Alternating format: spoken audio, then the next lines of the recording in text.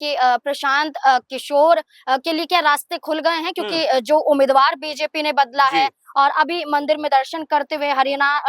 हरिहर नाथ मंदिर पहुंच जाते हैं प्रशांत किशोर, वहां दर्शन करते हैं, ऐलान करते हैं, जीत का कहीं ना कहीं दावा कर रहे हैं। उनका कहना है कि जनता पर विश्वास करना चाहिए, ये जरूरी नहीं है कि जो गढ़ बीजेपी का है वो गढ़ सदा बरकरार रहेगा। जनता वोट डालती है और जनता तय करती है और इस बार बदलेगी। क्या लगता है, प्रशांत किशोर की हवा नजर आ रही है? देखिए, जाहिर बात है कि प्रशांत किशोर बहुत बड़े रणनीतिकार माने जाते हैं, तमाम पार्टियों को उन्होंने चुनाव जितवाए हैं, लेकिन जब अपनी पार्टी की बारी आई 2025 में तो जन स्वराज पार्टी बिहार चुनाव में बुरी तरीके से हारी। लेकिन यहाँ पर अपनी पार्टी को एक नई ऊर्जा देने के लिए खुद प्रशांत किशोर आगे आए हैं। उन्होंने कहा है कि भाई बांकीपुर में अगर चुनाव है तो मैं चुनाव में जाऊंगा और जो किला लगातार फतेह कोई नहीं कर पा रहा है वो किला में फतेह करने का काम करूंगा। तो एक बात तो ये कि प्रशांत किशोर चूंकि बहुत सारी रणनीति बनाने के बाद, तमाम तथ्यों को खंगालने के बाद और तमाम सर्वे को करने के बाद ही कोई फैसला करते हैं, और यहाँ पर जिस तरह से उन्होंने ऐलान किया और यहाँ पर चुनाव में उतरे हैं, उसके बाद आप ये मानकर चलिए कि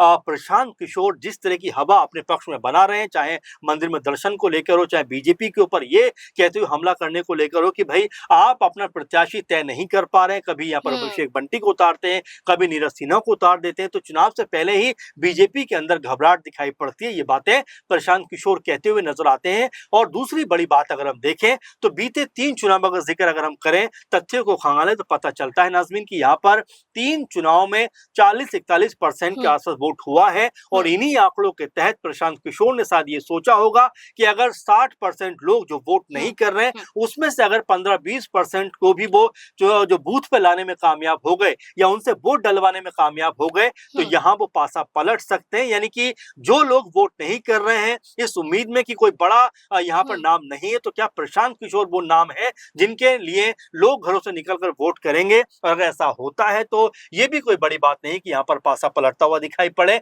यहाँ पर प्रशांत किशोर अपनी जो जीत दर्ज करते हुए नजर आ जाए। लेकिन ये अभी कहना इतना आसान नहीं है, क्योंकि